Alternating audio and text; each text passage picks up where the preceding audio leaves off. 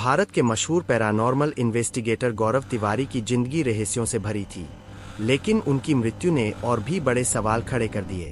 क्या यह सिर्फ मानसिक दबाव था या कुछ और? आइए जानते हैं एक सच्ची और संवेदनशील कहानी। हेडफोन लगाकर देखें। रात के करीब 2 बजे थे।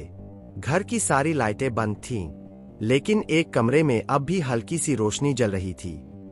वह कमरा था एक ऐसे इंसान का जो अंधेरे से डरता नहीं था, बल्कि अंधेरे का सच जानना चाहता था। नाम था गौरव तिवारी। बचपन से ही उन्हें अजीब अनुभव होते थे। कभी किसी के होने का एहसास, कभी बिना वजह डर, कभी अनसुनी आवाजें। लेकिन उन्होंने इन बातों से भागने के बजाय इनका सामना करने का फैसला किया। उन्होंने पैरानॉर्मल इन्वेस्टिगेशन की पढ़ाई की, वैज्ञानिक उपकरणों के साथ काम करना सीखा। EMF meter, EVP recorder, infrared कैमरे। उनका मानना था हर चीज भूत नहीं होती, लेकिन हर चीज को नजरअंदाज भी नहीं किया जा सकता। देश के कई हिस्सों से लोग उन्हें बुलाते थे। कहीं दरवाजे अपने आप खुलते थे, कहीं बच्चों को अदृश्य दोस्त दिखाई देते थे, कहीं रात में कदमों की आवाज सुनाई देती थी। कई मामलों में उन्होंने सच्चाई सामने रखी। ढीली वायरिंग, मानसिक तनाव, स्लिप पैरालिसिस।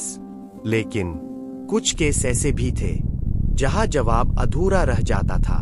समय के साथ उन्होंने इंटरव्यू में कहा था कि लगातार नेगेटिव एनर्जी के संपर्क में रहना किसी भी इंसान पर असर डाल सकता है।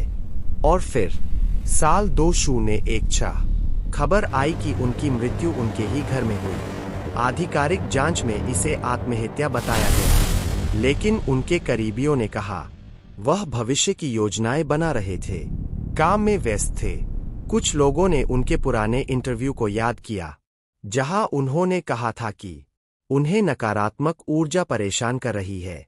क्या यह मानसिक दबाव था या सिर्फ संयोग? इंटरनेट पर तरह की बातें होने लगीं, लेकिन सच यही है, कोई ठोस सबूत किसी अलौकिक कारण की पुष्टि नहीं करता।